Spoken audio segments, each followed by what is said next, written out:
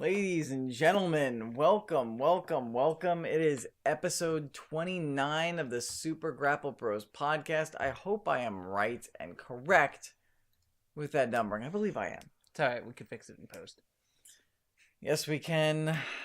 So saith the returning DMurph. Yeah, I'm back. I'm here to save the show. I saw that it was kind of a sinking ship last week, so I made sure to get things in order to come back and, save the show. And we're going to see how he can do on his own. So take care, guys, and we'll get out of here. Alright, sounds good to me. I was kidding. Sit back down where you were. So, as you guys know, last week I was by my lonesome, but now my brother is back. My co-host, fellow host, is back. I am Murpho. This is DMurph. We are Super Grapple Bros, two brothers who are former WWE employees that like to talk about wrestling and video games. The wrestling and the video games. Both those things we like to talk about every single episode here on the podcast. And this week it's going to be last week it was very heavy in video game news, not so much in wrestling. This week things have completely flipped the other way. So much stuff happened in the wrestling world this week. While not so much happened in the video game week. But yeah, to start off the wrestling talk, you can finally watch SmackDown Live again because ding dong, the reign is dead. It is finally over. The Jinder Mahal experiment is done. Thank you, and he AJ is Styles. No longer the champion. Praise be to AJ Styles. I mean, I do have to admit, while I did not like Jinder's run as champion, at least it did have a phenomenal ending. Ha! I've been waiting to use that. Ha! Oh, I am so happy, though. It's about time. And I just want to quickly point out that I've seen a lot of people, a lot of them wrestlers, posting on Twitter like, I'm upset to see it come to an end. Jinder was a great champion, both in and out of the ring. And I just want to say, what were you watching? As I pointed out before, and I'll point out again, this is a man who couldn't hit his own finisher. You have one job to do, and he couldn't do it. Sorry, he's gone. I'm very thankful You always thought he did never hit his finisher correctly, but I thought it was fine. He normally hits his finisher correctly, but when he was facing Shinsuke Nakamura that one time, he did not do it properly. No, you've complained about him not using it properly like almost every single time he's used it in a match. No, I've referenced that one time several times because it bothered me so much because you're supposed to be the champ, you're supposed to be running the show, you're supposed to be the main event, and you can't do the one move you're supposed to do perfectly like right. John Cena or Randy Orton or The Rock haven't messed up their finisher at least once. Over the course of how long, though? He's been using this finisher for less than a year. That gives him even more of a reason to kind of mess it up. He hasn't been using it a lot because it's a new finisher. It still bothers me. But anyway, we don't have to deal with him as champion anymore. And now the main event of Survivor Series looks so much better. I guess you could say that the ending to that match made these two brothers sing. There you go. I got jokes and puns too. I got them too. We'll kill everybody and send away all of our listeners and viewers with terrible, awful puns. Great puns. Yes. The match itself was kind of meh. I didn't get to watch it. I just saw different spots. It was kind of meh. It wasn't anything too great, which speaks again like Jinder.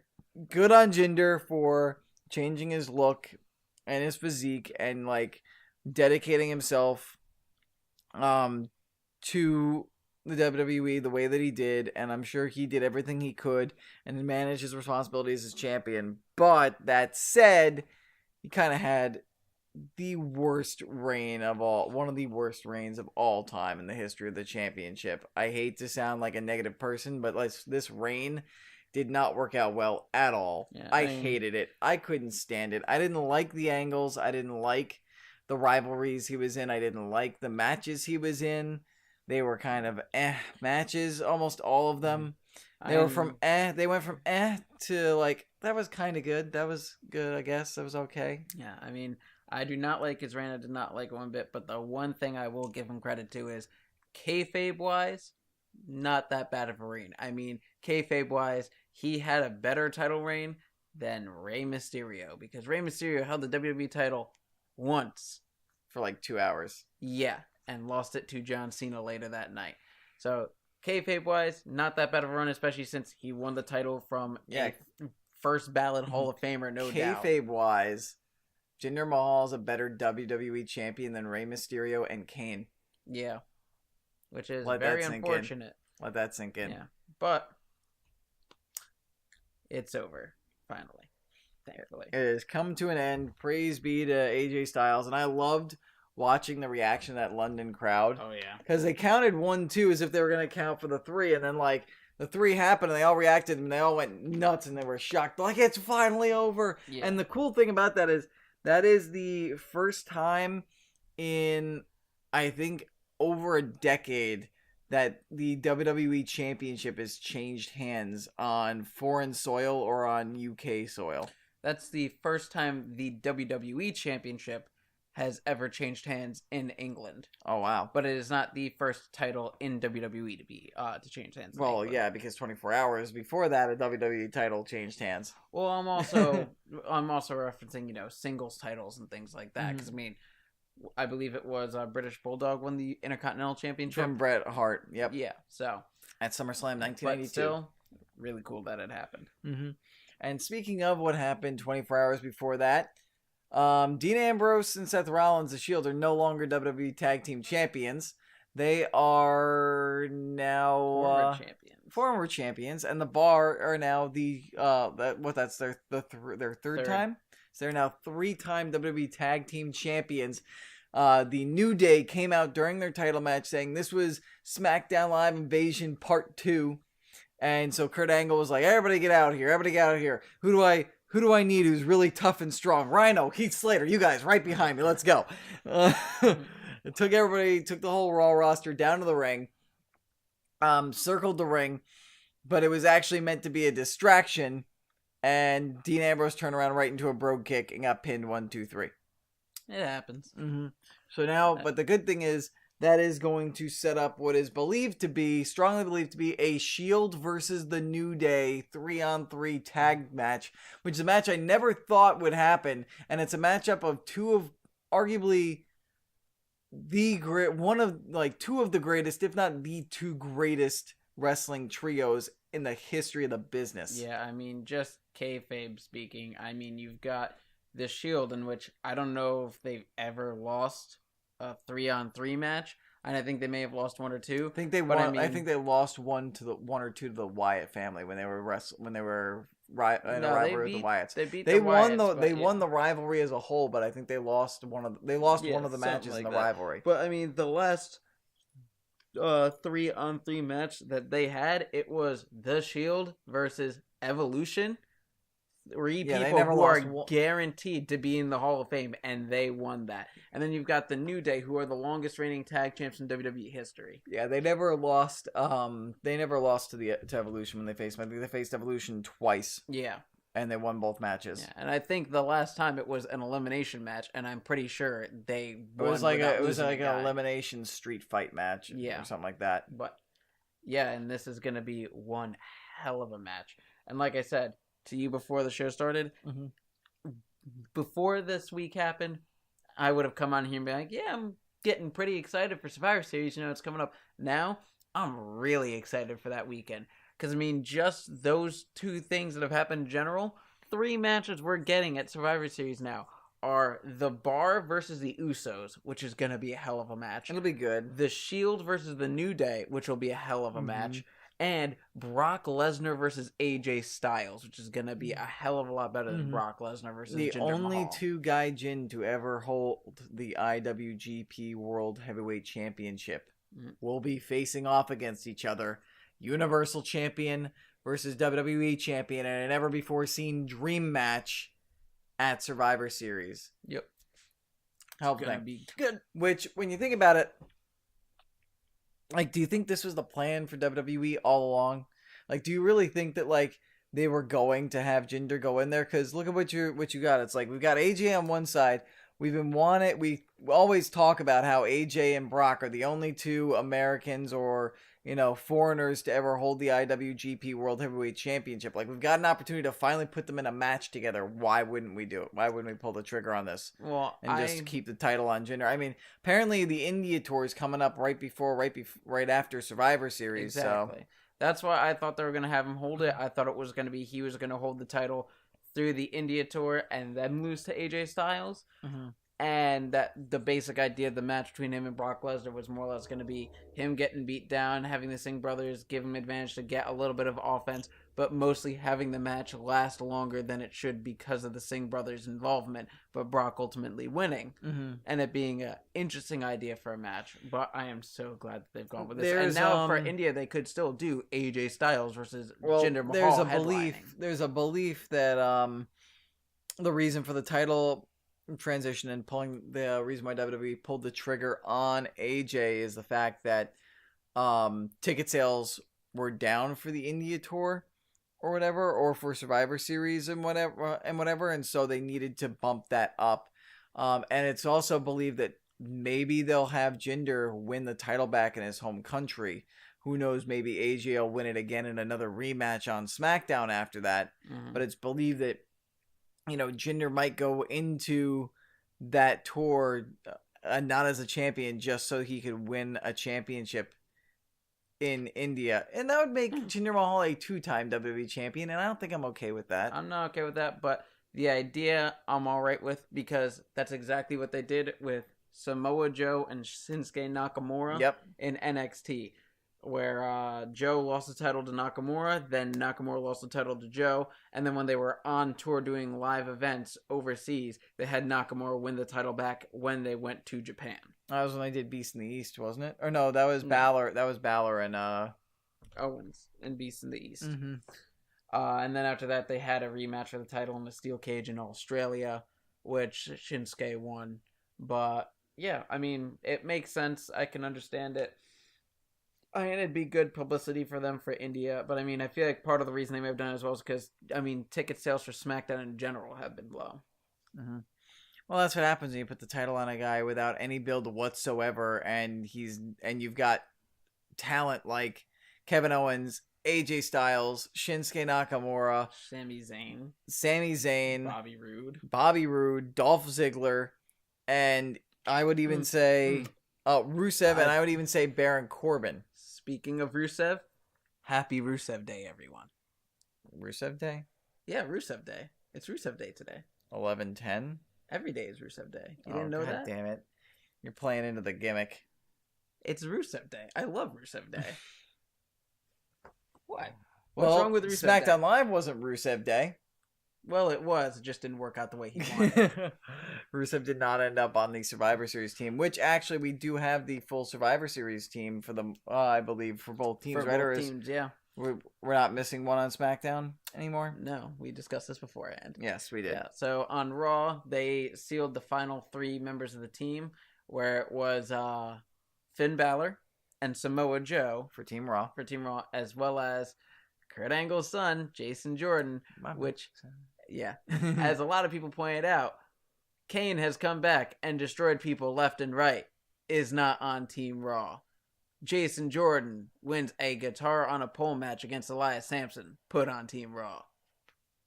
What? Daddy favoritism? Yeah. But it's an interesting team. I feel like Jason Jordan is more or less there to get some intensity, get some action in, and probably be one of the first eliminated. Unless they want to push him and make him the last man standing. I don't know if they'll do that. I feel like if they're going to have anyone on that team be the last man standing, it'll be pretty much any one of the other 4. Because, I mean, the other 4 on that team are Kurt Angle, Braun Strowman, Samoa Joe, and Finn Balor. People who they've been pushing harder than Jason Jordan. I don't think they're going to do that with Jason Jordan, but you never know. But then on the other side, the team is Shane McMahon with Bobby Roode, Randy Orton, Shinsuke Nakamura, and the final team member that they announced, John Cena, the free agent, who was originally drafted by SmackDown, so I'll give them that. He's a free agent. He said he'd wrestle for either person, so technically shouldn't he be ineligible for either SmackDown or Raw? I think it was we got to find a way to get John Cena into this pay-per-view somehow. Because, I mean, one of the original ideas was going to be having him be the special guest referee for the Universal versus WWE Championship match. That would have been cool. Yeah. Or even being the special guest referee for the Survivor Series match, because as a free agent, that makes him an impartial party. Yeah. I think that would have been cool, but I mean, I guess they just want to actually have John Cena wrestle. I mean, like, Yeah. I'm not going to complain. I enjoy watching John Cena wrestle, and I will enjoy seeing him in the match. I'm just, from a kayfabe story standpoint, it doesn't make any sense. Which is one thing I wanted to bring up, since we've mentioned both Rusev and John Cena, which after that was announced, Rusev took to Twitter being like, glad to see my old friend John Cena got under the SmackDown team fair and square. Congrats, John. Way to earn your way into the team. To which John Cena responded to him being like, uh-oh, I think my old friend Honest Rusev may be upset with me. And then, like, apologized to him in Russian. Russian? You sure it wasn't Bulgarian? It was Russian. That's weird because he's Bulgarian. Yeah. Maybe Lana will translate for him. Yeah, it's possible. That's if she's not too busy not being on the Survivor Series team for the women. Yeah, I mean, she's busy working with the SmackDown. rest of the women beating up James Ellsworth, so. Yeah. Which is good. Not going to complain about that. Yeah, a lot of people are thinking they're doing that because apparently his contract may be coming up, and they may be looking to get rid of him. Yeah. Well, they probably signed him to a 1-year deal. Yeah, exactly. And it's been about 1 year. Yep. So we have one spot left in the women's Survivor Series match. Now, it is on the Raw side. On SmackDown, we already know the SmackDown side because it was decided it's basically everybody but Natalya, who's the women's champion. So she's facing off against Alexa Bliss. See, I didn't say the name because I didn't want to activate that. Oh, look at that. It stopped. Yeah, it knows its place now. It learns. Yeah. Yeah, she's battling Bliss, and as we said, Lana's the one person left out. So on the Raw side, we've got Nia Jax, Sasha Banks, Alicia Fox, Bailey. Bailey has not been announced yet. Who am I forgetting? There's one other person. Asuka is number 4, and I just checked the site. There's the 5th person is left open. The 5th spot is open. Well, I'm guessing it's gonna be Bailey. Well, I'm guessing because it's obviously not gonna be Emma. Here's something that we haven't brought up, which I need to bring up. What's that? Nia Jax may not be on there. She was listed on there on WWE.com not half an hour ago. Well, the reason I say that is because of the fact that over the last couple of days during the live events overseas, Nia Jax may have suffered an injury. Apparently, she was in a tag team match against Sasha Banks and Bailey, and at one point during the match, she apparently got a double suplex from them, and from people in the crowd, they said that she seemed to land on her neck and then grab her neck and roll out of the ring, and that seemed to be it for her for the match, and it looked like she may have been injured. Not entirely could sure have just been selling, and it could have just been a bump, and that could have just been the spot. If nothing's come out on the dirt sheets about her being actually injured, I'm not going to believe anything that happens in the match. One person who has officially been injured on this tour, Sin Cara. And it was not a surprise. It was not a pretty way. I don't know if you heard or saw about it. I don't want to hear it. It sounds like it's gross, and I don't want to hear it. Well, it's not gross. It's just not pretty. It's basically he was in a triple threat match with. You're gonna tell me anyway. Baron Corbin and Sami Zayn, and they went to do the traditional. He pulls down the top rope, and Baron Corbin goes over the top. Well, he kind of put his leg down awkwardly, and Baron Corbin accidentally stepped on his ankle foot area. Mm-hmm. So it didn't look gross or anything, but you could tell that's gotta hurt. And immediately after it, he just grabbed his leg and started rolling around in the ring. And they Corbin and Zayn immediately went to the finish after that. So he apparently might have torn his Achilles tendon or something like that. Hopefully not that extreme, but probably some kind of ankle, maybe ligament injury. Mm-hmm. So that's fun. Mm-hmm. That's good news. Injury report. But if Nia Jax is injured and they want to put Bailey in there, there's one other person who they could put into that match. Don't say Dana. No, not Dana. Good. A certain diva who has been kind of blacklisted from WWE for the last year or so, and was recently spotted on one of her social media accounts posting a picture of her outside the WWE Performance Center. Are you talking about Paige? Yes, I am. She's been training there for a few weeks now. Mm-hmm. And I don't think that they'll put her on there. But if Nia's hurt and it ends up being a 5-on-4 situation because, they got rid of Emma, they'll need one other person, and then what a good way to have Paige come back than have her be a surprise 5th member for Team Raw. I agree. But I feel like they may just do something like substitute in Mickie James. Because of the fact of, as I say before, in there. Raw doesn't need Paige as much as SmackDown needs Paige. I don't know. They just let go of Emma. They might need Paige. Yeah. Unfortunately, Emma's gone. Poor Emma. I'm sure she's going to do fine. I talked about that play last week. Do you have anything to add from what I said last week? Yeah, not much. Just like I feel bad because, she was doing really good. She had a hell of a match with Asuka, and it looked like, she might be going someplace on Raw and might be doing some things, and then they just let her go. But I'm sure she's going to land on her feet and do quite well on the indies. Mm-hmm. Anything you want to add about maybe Summer Rae and Darren Young? Summer Rae, I'm not surprised about. Not too upset about. Stinks that it happened to her. Sucks when that happens to anyone, but I'm not going to cry over it. Darren Young, I'm pretty upset about because I'm pretty sure, I think you mentioned last week that they just kind of stopped the whole thing with his push with Bob Backlund, and I'm actually pretty sure it's because he got injured, and it was only recently that he has recovered from the injury, like maybe a month ago or so. Mm-hmm. So he finally was back from injury and able to compete in the ring, and instead of trying anything with him, they just got rid of him, which is really upsetting. Yeah. Because he was good in the ring, but oh well. Yeah. Oh well, indeed. Trying to think, what other WWE stuff do we have to touch on? Is there anything else that we're forgetting about or missing? Wolfgang apparently might be injured. Yep.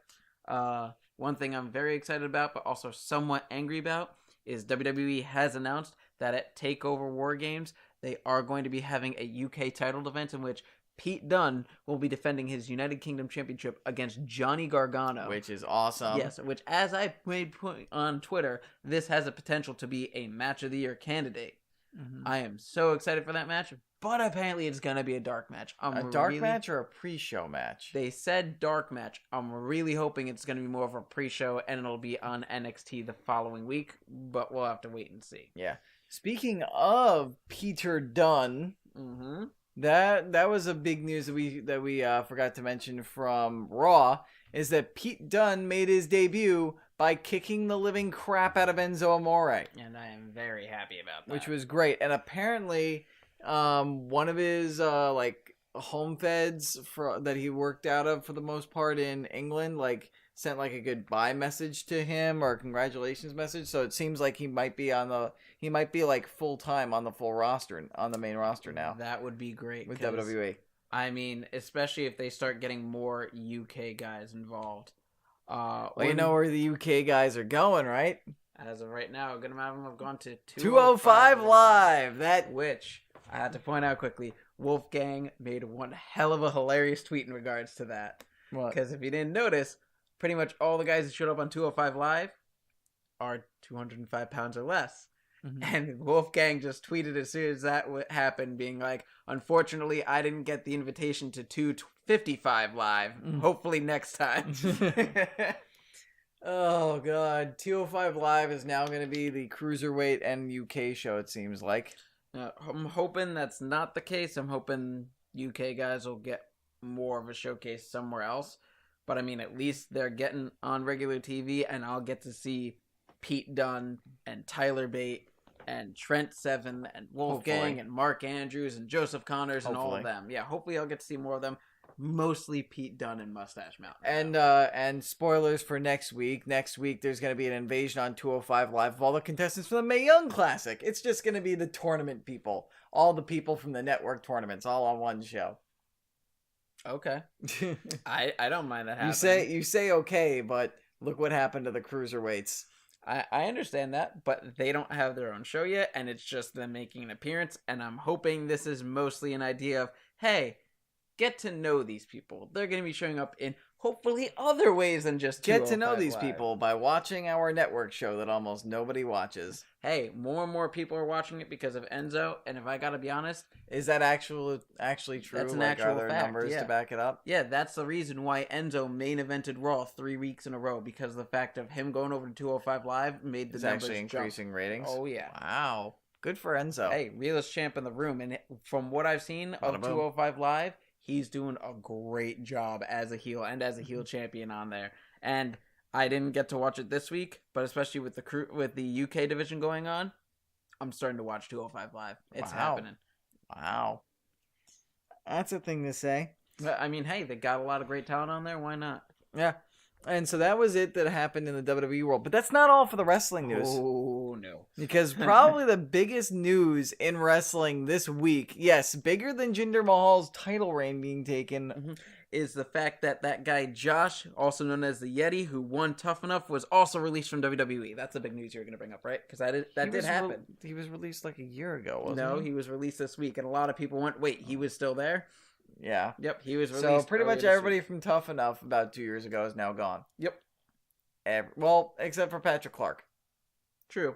He's still mulling around his Velveteen Dream in Yeah. NXT. And he's going to have a match at War Games against Aleister Black. Which so- is funny because he's the one that everybody was saying should win Tough Enough because he's the one who actually has the drive and the talent to make it. Now and he's the the only one actual left. wrestling fan. But in non-WWE news, there's this thing that happened on this little promotion. You guys might have heard of it. It's called Twitter. No, well, no. It started off there. Yeah, don't derail what I'm doing here, okay? There's this little organization you might have heard of it. It's called New Japan Pro Wrestling, NJPW, and it's a Japanese promotion, mostly Japanese wrestlers. But there's this one white dude who's from America, but is in Japan, wrestling with the Japanese. He's been there for a while. He's really, really popular. He actually, because he's American, he's got their United States Championship. Oh, you're talking about Finn Balor. Nope. Brock Lesnar. Adam Cole. AJ Styles. You want me to tell you who it really is? Kenny Omega. No, that can't be it, right? No, it's not Kenny Omega, actually. It's CM Punk. I knew it. No, it's not CM Punk. It is Kenny Omega. Kenny Omega was at the New Japan's most recent show. He had just beaten Trent Beretta. I believe he was defending the championship. So he's out there with the Young Bucks saying, I've done everything I've wanted to do in New Japan, which is kind of BS because you haven't won the IGPW World Heavyweight Championship yet or the Intercontinental Championship. Well, I'm just going to point out quickly, as I mentioned to you this week, quick little fun thing. Art of Wrestling this week has the lead on it, Kenny Omega and the Young Bucks. And he does mention on there that he's done pretty much everything he's wanted to in regards to things like, I've been in the main event of Wrestle Kingdom in the Tokyo Dome and have been the reason that it sold out and them begging me to do it again because it was so good. So I've kind of reached the pinnacle of what I've wanted to do there. Yeah, but he hasn't won the championships. But he True. did finally beat. God, why am I feel. Okay, now I've got it. He finally beat Okada. There you go. So he finally knocked that off, and then he beat Beretta, who showed up as a threat. So he's talking about how he's done everything he wanted to do in New Japan, and so like who's gonna face him, who's gonna challenge him, and then the lights go black, and the Tron that they have for New Japan starts doing a little weird video thing with a countdown. Probably should have been a hint to everybody, but it wasn't because it's so far-fetched. We're like, who is this? Who is this? Who is this? I know who it was. Who? Countdown, obvious, first Royal Rumble winner ever, Hacksaw Jim Duggan. Yes. Came out with 2x4, called guys hoes, waved the American flag in their face. He's like, that thing's got a flag. I've got a flag. They should be flag buddies. I want the title. Let's go do it. I'm going to do a flag dance after. Got it in one. Yep. Exactly. There we go. Cut it. Well, we won't do it in post because we got it on live. Yep.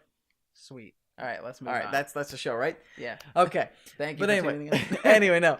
The countdown goes down, and then we see a shot that's blurred of an individual coming up to the camera, and then they see shots of the clothing, and then it's a face blurred, and it unblurs, and it's fucking Chris Jericho. Y2J Chris Jericho.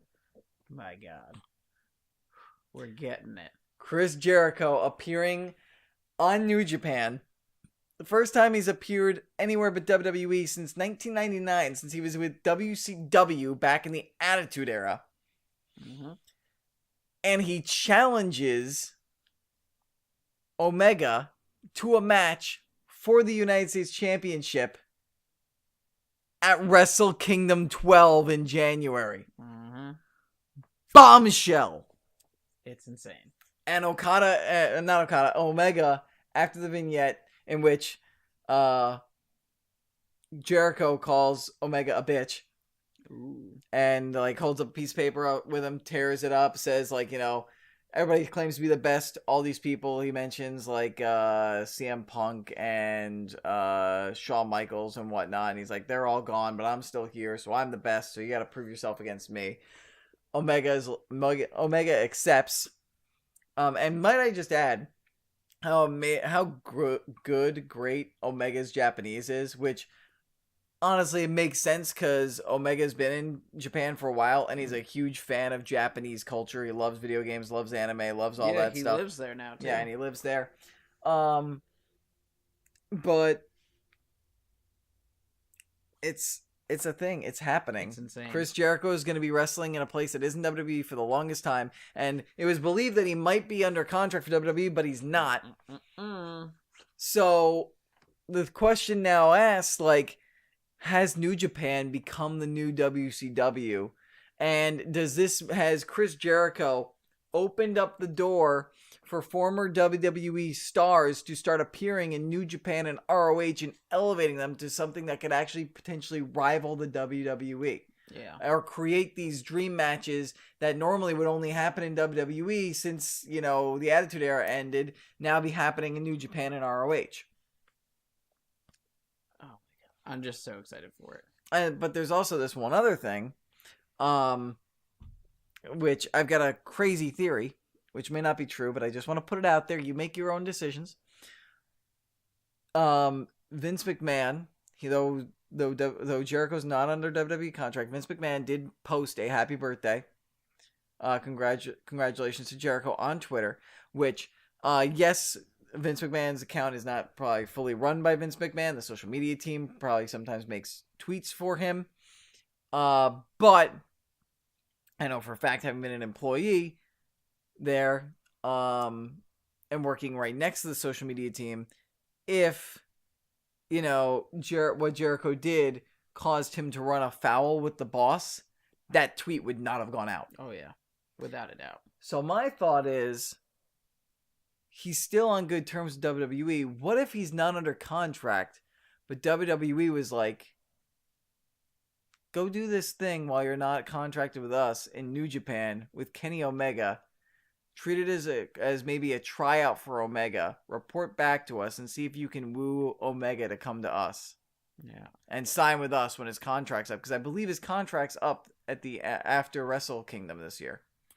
Yeah, I doubt that Omega will go, simply because of the fact that, as he's pointed out before, people telling him like, oh, if WWE called, you'd answer, and his response was basically, well, I didn't the last 10 times they tried. They obviously need me more than I need them. Mm-hmm. I don't know if he'll go, but I'm hoping he will. I'm hoping he does too, because he is one of the best superstars out there right now, and I want to see him wrestle the likes of all the guys that are in WWE. I feel like the only way he'd be willing to agree to that is if he went up to them and was like, hey guys, you know what you did with AJ Styles? Give me that and I'll join. Mm-hmm. I think that would be the only way, really. Maybe. And I mean, maybe that's what part of this whole thing with Chris Jericho is all about. Mm-hmm. Maybe they want to tell him, we'll put you on the main roster right away. You've already wrestled Chris Jericho and beaten him. We'll acknowledge that on TV because, he's Chris Jericho. Mm-hmm. And that's a good way to introduce him. Having him come out and be like, that's Kenny Omega. That's the man who beat Chris Jericho in Japan a couple months ago. Mm-hmm. They won't name drop New Japan, but WWE will mention that with commentary. They would also mention things like he's also been a part of the club, as they've mentioned with Balor. Yeah, he and succeeded Gallows AJ Styles in their stable in Japan. He succeeded Adam Cole. No, he succeeded AJ Styles. Well, I mean, Adam Cole.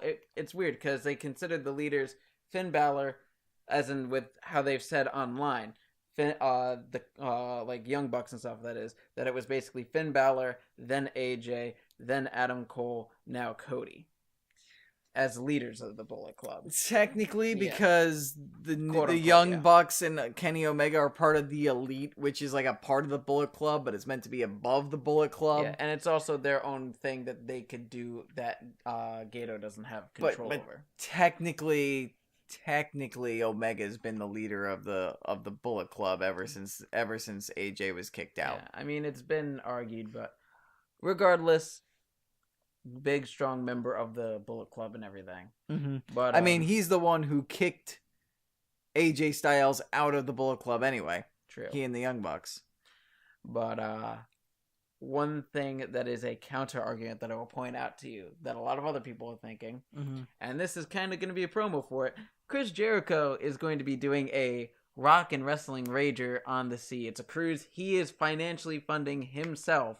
That's going to be going from Miami through the Bahamas and back. Where not only is he going to have a bunch of Raw concerts, but he's going to he has a deal with ROH to do the Sea of Honor tournament. Whoever wins gets a shot at the World Championship, in which people who are going to be on the show include the Young Bucks and Cody Rhodes and Marty Scurll. And a lot of people are thinking that they're going to do this match between Omega and Jericho at Wrestle Kingdom, and it's going to lead to a rematch eventually between the two of them at this show that Jericho is doing on his cruise. So I don't know if Omega will go to WWE or if they're going to focus on that, or if there's going to be some kind of weird deal made with WWE about that or whatever if Omega were to go. But the idea that you could right now potentially buy tickets to not only go on a cruise to the Bahamas, but also potentially get to see another match between Kenny Omega and Chris Jericho. If I had the money and the time, I would do that like right now.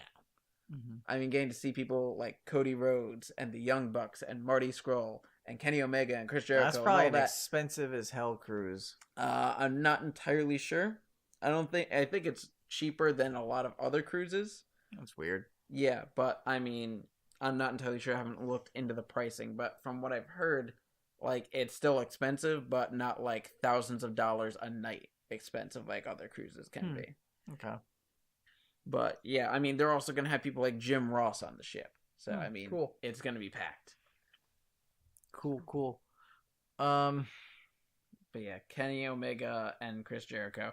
I mean, Wrestle Kingdom is looking real good this year. Yeah, it is. I'm going to somehow find a way to watch it. I don't know how. Let the listeners and viewers know what were some of the other matches again. You can remember off the top of your head? I know we've got oh man. Naito was facing somebody, right? Naito is facing Okada for the title. And the then heavyweight title. Kota Ibushi was facing... Oh, yeah. Kota Ibushi is challenging Cody Rhodes. Oh, Cody for the ROH World Championship. You've got Marty Scurll, Will Ospreay, Kushida, and someone else I can't remember who. Off the top of my head, in a four-way match for the IWGP Intercontinental title. The Young Bucks Intercontinental or Intercontinental. Or junior heavyweight? Yeah, sorry, junior heavyweight. Who's in the Intercontinental title match? Do you remember? I'll just Tanahashi. bring it up Is Tanahashi in that match? I think so. I have the card right here, so I'll just run it down quickly. U.S. heavyweight title match, Omega versus Jericho. Intercontinental title match, Tanahashi versus Jay White.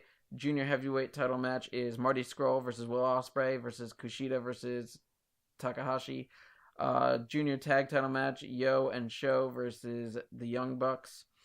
World title match, Cody versus Kota Ibushi. And then the heavyweight title match is Okada versus Naito.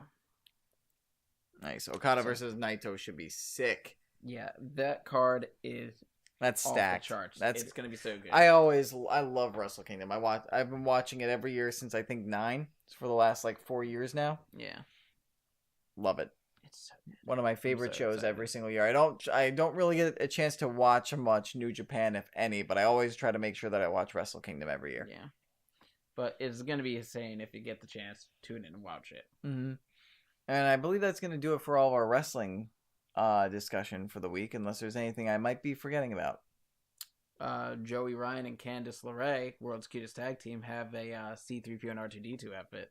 So yeah, that's cool. Go check it out. Yeah, the more I see of those two as a tag team, the more I love them as a tag team. Oh, and one other little tidbit that I forgot. Video went up today. A good friend of mine, from Giant Bomb, Dan Reichert. Shout out to him. He went to a New Jersey Devils game last night that Daniel Bryan was appearing at because it was the WWE night for the Devils, for the New Jersey Devils, and Daniel Bryan was there. I think he was doing something there. I don't know if he was like a master of ceremonies, if he dropped the first puck and stuff like that, but they both hooked up there backstage, and Dan Reichert shot a video for his own personal YouTube of him and Daniel Bryan doing the one chip challenge. Now, for those of you who don't know what the one chip challenge is, it's this one chip that's used that has ghost peppers used in it. Like it's ghost pepper infused to be an incredibly spicy chip, almost like eating an actual ghost pepper.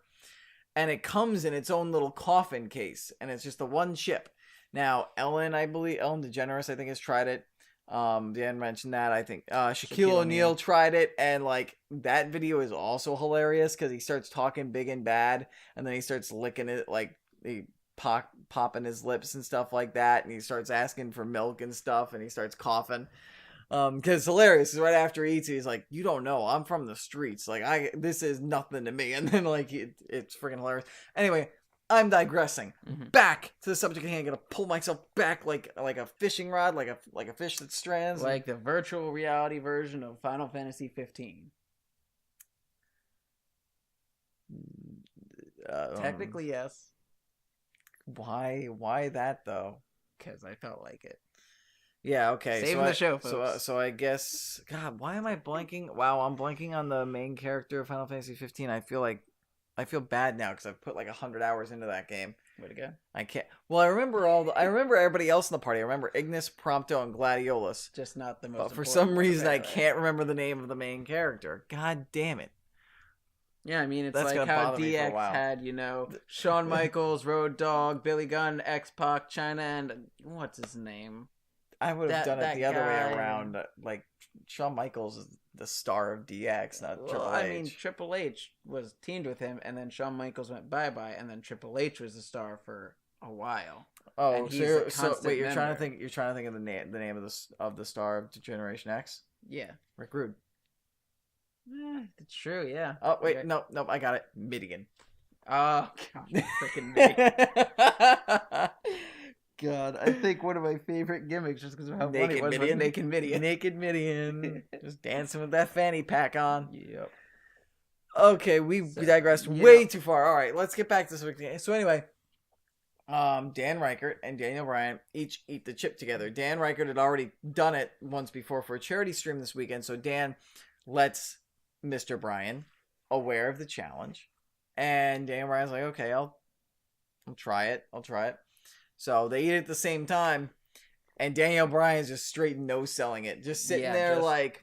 I think I'm sweating a little. He's like, I think I'm sweating a little, but I'm fine. And meanwhile, Dan Reichert's almost hacking up a lung, coughing. Yeah, gets the hiccups, is like, wants to reach for the milk, but sees Daniel Bryan's not even flinching, so he doesn't want to get the milk. And like, Dan Ryan's like, am I sweating? And you see a little bit of perspiration. He's like, but I feel fine. Meanwhile, Dan's eyes are bloodshot, and he looks like he's gonna die. Yeah. How do I look? You look terrible, Dan.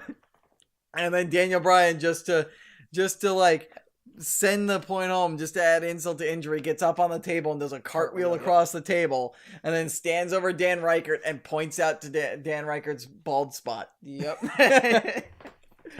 So if you want to see Daniel Bryan be like not human and just completely own the one chip challenge, go find Dan Reichert's YouTube channel and watch that video. Yeah, the name of the video I believe is called Daniel Bryan and I take on the hashtag one chip challenge. Something like that, yeah.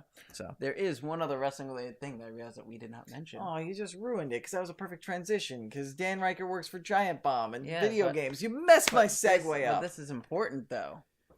What? Best friends have been sent home.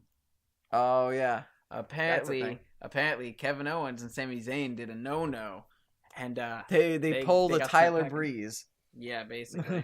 They're like, we're supposed to do this thing. You know what? We're just gonna walk back there instead of doing this thing. Mm-hmm. And WWE got pretty pissed about it, and so they got sent home from the UK European tour. And we don't know how much trouble they're actually in. Some people think this might be a work. Might be part of the gimmick of the two of them, but we'll see. We'll find out. Yeah, I mean, a lot of people are saying it might be because of the fact that they're not happy of what happened with Neville, because they're both really close with him, and that they're also unhappy because Jimmy Jacobs got released, and they were close with him, one of the writers from WWE. Oh yeah. So he got released because apparently he had a little bit of involvement with the whole Bullet Club invasion thing. Mm-hmm. So, yeah. Oh my God! You know what I just realized? Wow, I feel terrible for never realizing this. Jimmy Jacobs was from ROH for a long time. Yep. You know what's bad? What? I used to see him around the office in the writer's room and backstage all the goddamn time. And I would always see him and I would be like, I know who that is. I recognize that face, but I can't place it. And it's friggin' Jimmy Jacobs from I just saw a video today from What Culture that had Jimmy Jacobs in it, and it all finally just now clicked. I guess it's because of the fact that when I saw him wrestling in ROH, he had the punkish hair and the outfit and everything, and when I saw him backstage, he had the slick back hair and the facial hair. So he looks similar, but not what I remember him as. Yeah. Wow. It happens. Wow. And after all, a lot of people couldn't recognize Big Show. They thought he was King Kong Bundy. These things happen. That's me. Bundy, you're back. Which, by the way, I think it actually may be tonight, unfortunately. No, I think it was last night. Apparently, Jimmy Hart and King Kong Bundy were in the area. Oh, yeah? Yeah, Clockwork Grill over in Brewster, near where we are. They apparently did a special thing there, and we're eating and hanging out with everyone there. Oh, that's cool. It's not far from us at all. That's a 20-minute drive. Yeah.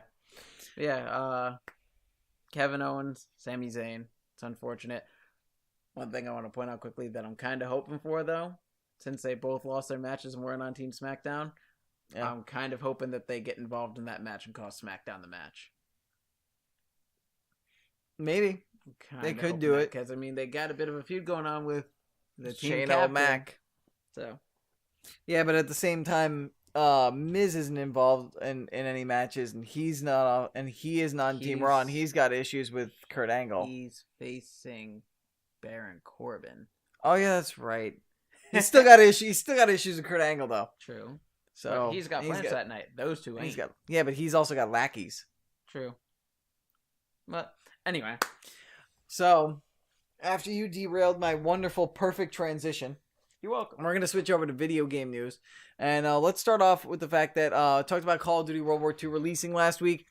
IGN has rolled out with its review. I haven't been able to see any other reviews, so I don't know what how it's doing overall on Metacritic, but I know that IGN was very positive on the game.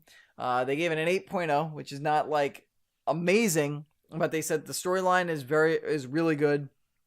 Multiplayer is solid, even if the maps are more three lanes with corridors. Almost each map is almost the same, just with different window dressing or whatever you want to call it. Just so that way, I guess they're trying to keep it to that format because that's what esports most Yeah. esports games are. You have the 3 main lanes that people compete through. Mm. And they said that Zombies is really, really good. Yeah. They said that it tells a good story. It's more horror based. There's jump scares involved. Yeah. And I've it seen takes a little bit of it, and it takes good communication to get through. Yeah. I know Polygon gave it, I believe, a 7 out of 10. Wow. And the reason that they did that is because, as it was described with the story, the issue that they had with that is it seemed like while there were moments where it was like the horrors of war, that those moments seemed to be a little like rushed more than they should have been or could have been. Like the whole going from the beach of Normandy in D-Day to like the actual like buildings and stuff took like maybe a minute and a half.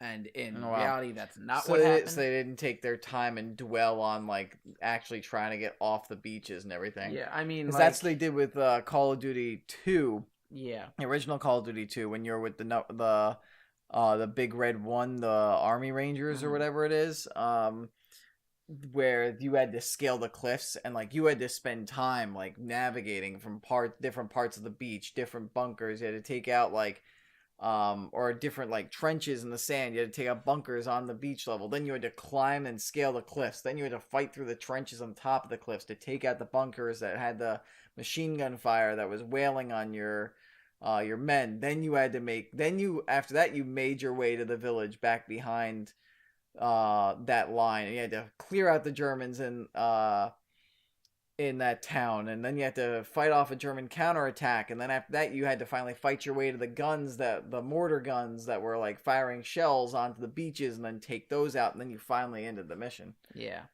With this, it seems like it's mostly just, okay, you quickly get off the actual beach after you see a lot of people get killed and like people with arms blown off and stuff. But then you're off the beach and it's just, go through these areas and kill these people that are firing the machine guns. And that seems to basically it. But like the whole thing of like, there's all the people on your ship that like get killed and you have to jump overboard, and then you see the guys with the blown off limbs, and then it's right to, okay, you have to go through these trenches and do this stuff, and it seems to it doesn't dwell. They're saying that it didn't dwell on the carnage of the war as much as it should have. Properly reflect D-Day in the way that it should have. Like it did to some extent, but not to the fullest extent it could have, and they were a little disappointed with that. Though. Okay. I'm still looking forward to it because I'm a World War II buff, and I'm glad that Call of Duty's going back to World War II, so I'm probably going to still pick it up eventually. I'm going to point this out now. There's something else video game related that was announced recently that I totally forgot that I want to mention. What's that? Bring it up right now. Did you hear about what GameStop is starting on, I believe, the 19th of this month? No, I do not know. They are starting a new program called the GameStop Power Pass. It's $60. By Power Pass, does that mean that you give them all your games, and then when you ask them for money for them, they go, pass? No. And they just take the games? No. You give them $60 for a 6-month subscription.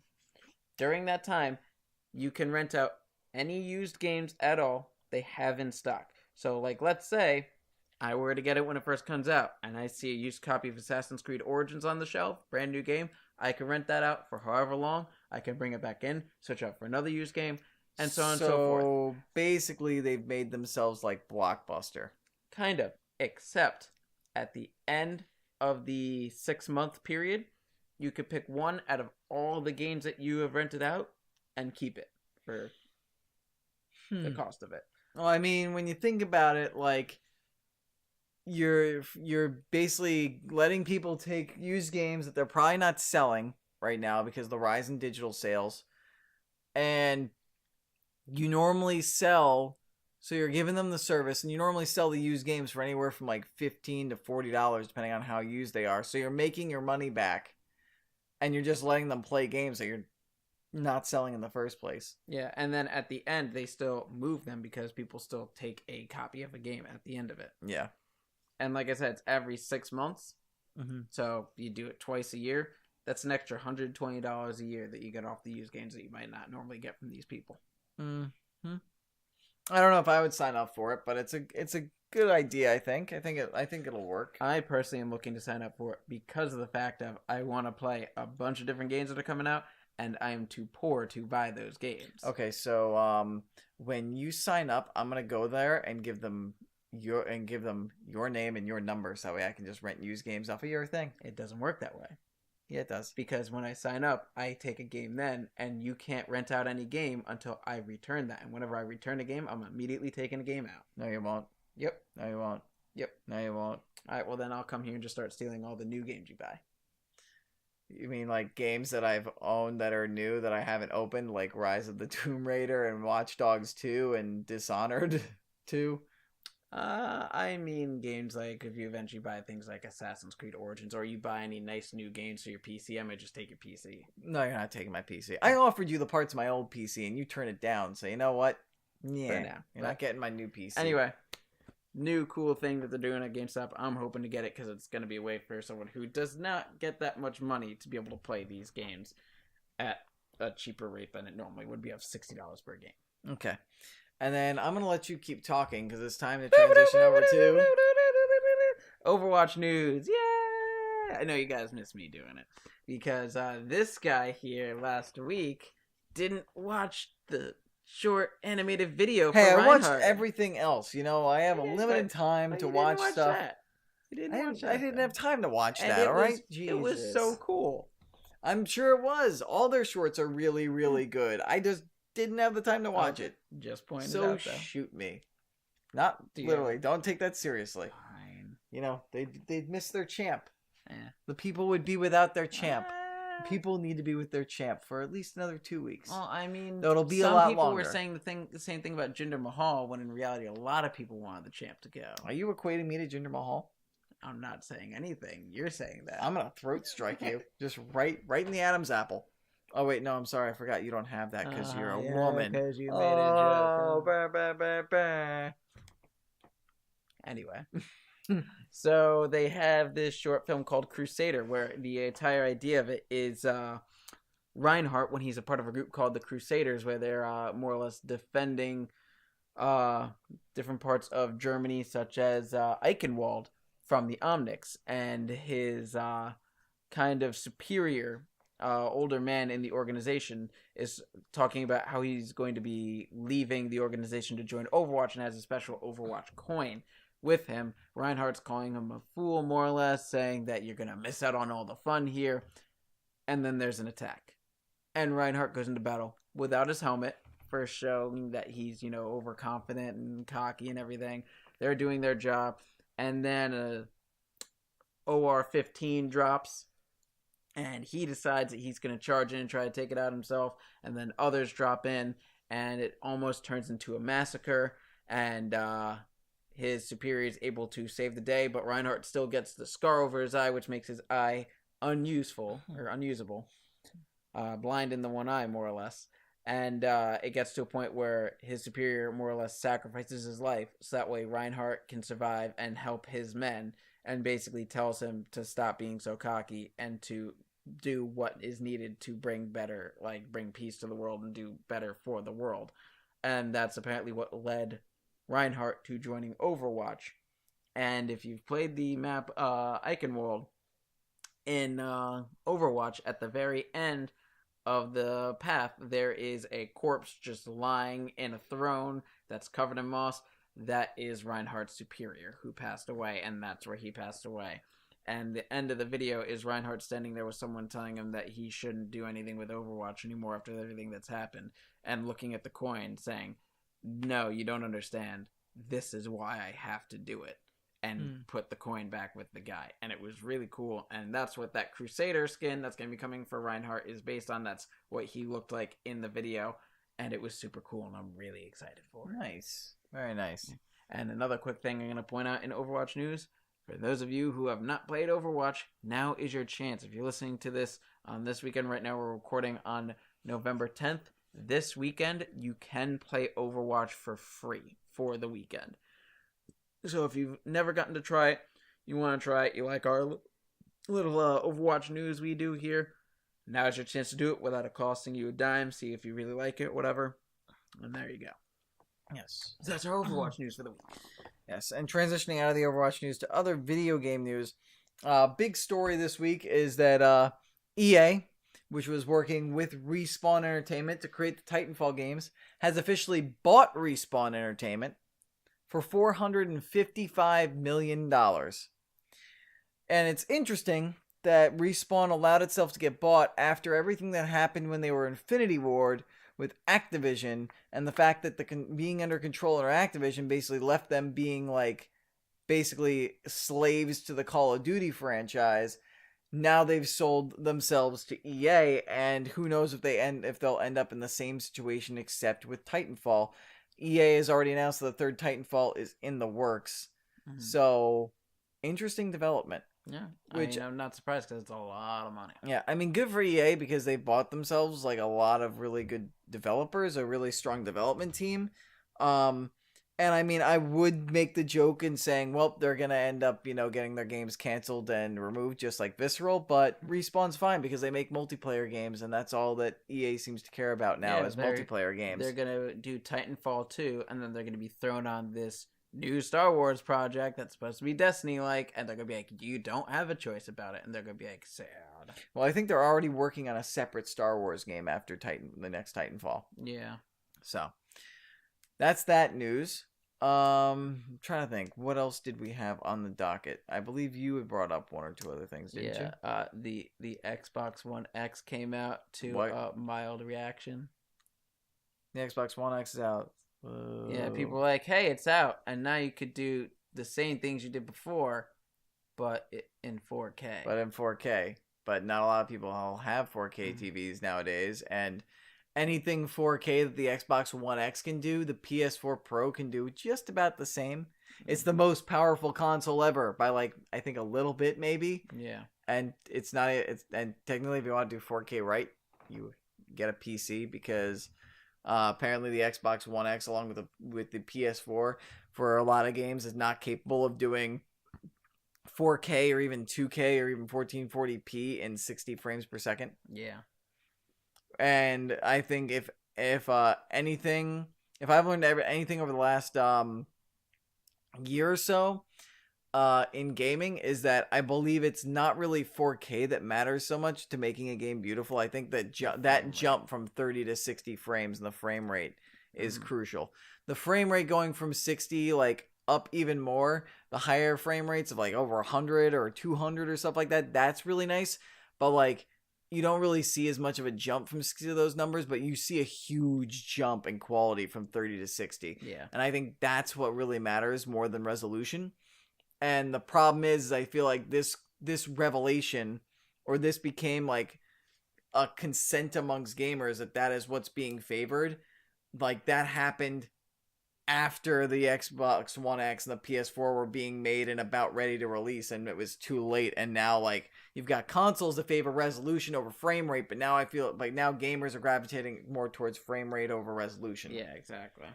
So I hope for Microsoft's sake it does well so they don't lose a lot of money, but I don't see the Xbox One X doing really, really well, just like how I don't see the PS4 Pro doing really, really well. I mean, the PS4 Pro, but I don't have numbers on the PS4 Pro. PS4 Pro has been doing all right, but that's also because the PS4 Pro isn't $500. Yeah. Which, quick side note that I just remember by mentioning the $500 price mark, Sony has basically flat out said PS5 is going to be less than $500. Wow. Or at least said is not going to be $500. They're trying to keep their audience. It's a smart thing to do because not a lot of people can afford a $500 console. People can't really afford a $400 console. A lot of people, like myself right now, really are unsure about spending $300 for a console for a Nintendo Switch. Mm-hmm. Exactly. I really want a Nintendo Switch. Super Mario Odyssey just came out to rave reviews. Zelda's on there. It's gonna be that's also got rave reviews. Mario Kart 8, the remake for the Switch, has got really good reviews. Yeah. But I just don't have. And you're gonna get Switch $300 on the console. Or you're gonna get Skyrim on the Switch. Skyrim on the Switch. Doom on the Switch. Yeah, I'm excited for when Skyrim comes out on mobile eventually. And then it'll Skyrim come out on all of the things. And then it'll come out on SNES. And it's going to be on everything. The N64 Classic with Skyrim. Wait, what? Yeah, basically. Todd Howard's like, that's a nice looking thing you got there. Want some Skyrim? Somebody should just take that meme of the guy with the salt, where he's sprinkling salt, and instead of the salt, it's just Dovahkiins. Yeah, I'm pretty sure I've seen that, Just actually. sprinkle some Skyrim on everything. Yeah, it's basically what it is. You get Skyrim, and you get Skyrim. Everyone gets Skyrim. Now announcing the PS5 Pro, the PlayStation 5, with our biggest launch title yet, 4K Skyrim.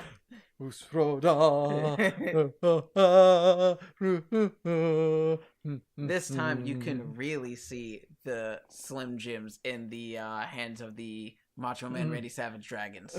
I was gonna say, look at the detail, the fine detail of the woodwork of those arrows in those guards' knees. I was actually thinking that you were gonna say, look at the detail of the wares of that Khajiit. Khajiit has many wares. Exactly. Many wares. Many wares. Oh, man. Wares that will replace the wares that you have that have holes in their knees. Yeah. Oh, man. No, you know what's going to start happening when PS5 comes out? They're going to finally move on from Skyrim, and it's going to be Fallout 4.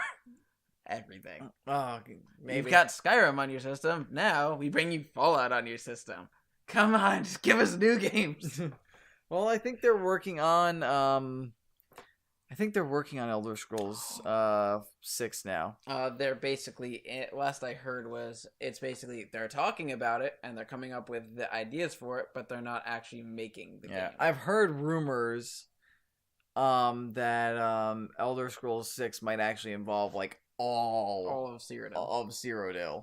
I actually just heard a rumor earlier today that is kind of big news that I wanted to mention that I'd forgotten about till just now. Please do tell. Apparently, Obsidian, as you may know as the studio that made Fallout New Vegas. They're also the company that made Knights of the Republic 2, and the company that made South Park: The Fractured, not The Fractured but Whole, South Park: The Stick of Truth. Mm-hmm. They apparently might, according to some reports, be making another Fallout spin-off game. Ooh. And this one might be, more or less, Fallout New Orleans. Ooh. Which I think New would Orleans be mighty interesting. Popular location in video games nowadays. Popular location in general. I mean, look at WrestleMania. That's true. I'm trying to think, what's the other game? I know Mafia 3 did New Orleans. There's another game that's doing a New Orleans thing. Actually, no. New Bordeaux is in This is what I'm thinking of. New Bordeaux is in Mafia 3, and there's also a New Bordeaux that's going to be in Red Dead Redemption 2 that's supposed to be like the Louisiana Bayou or like New Orleans-y type area. And for those of you who are fans of this, New Orleans is also a famous scene in the Pepperwood Chronicles. Pepperwood Chronicles? It's a reference to New Girl. Very good show, by the way. Anyway. It's a good show. Anyway, I don't think I have anything else that I can recall in video game news. Do you have anything else that you can recall? Not that I can remember now. No other releases coming out this week. I think this is like I think there's a gap. There's a gap this week. I know the new Sonic game came out. Reviews are starting to drop, but I haven't had a chance to take a look at it. Yeah. I've been hearing good things.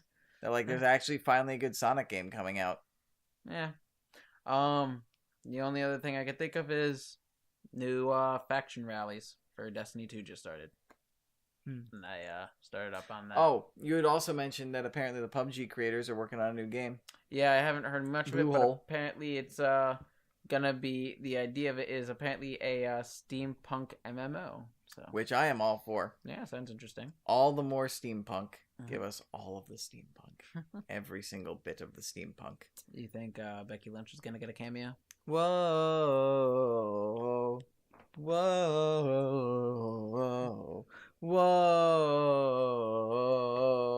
Alright, well that does it for us over here at Super Grapple Bros. Remember that you could catch us on Twitch at twitch.tv /L_Murpho. And you could also find us on iTunes, Google Play. Can I have a cookie SoundCloud. for breakfast, Mommy? Bad.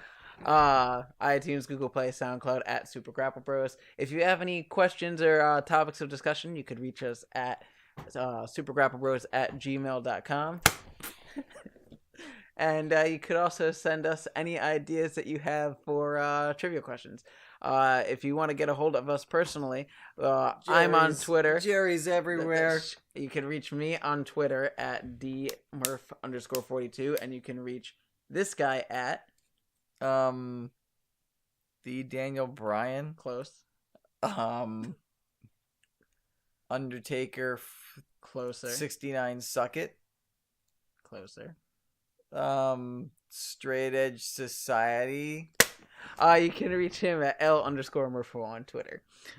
But yeah, that about does it for us today. Hopefully we'll be able to get you episodes regularly. I know this month is going to be pretty busy for myself, seeing as how tomorrow I actually have a wedding I have to run off to, and I've got this big test I got to take on Monday, and 2 of my kids have birthdays this month. There's the HF parties that they have to have, and then there's Thanksgiving and all kinds of stuff going on.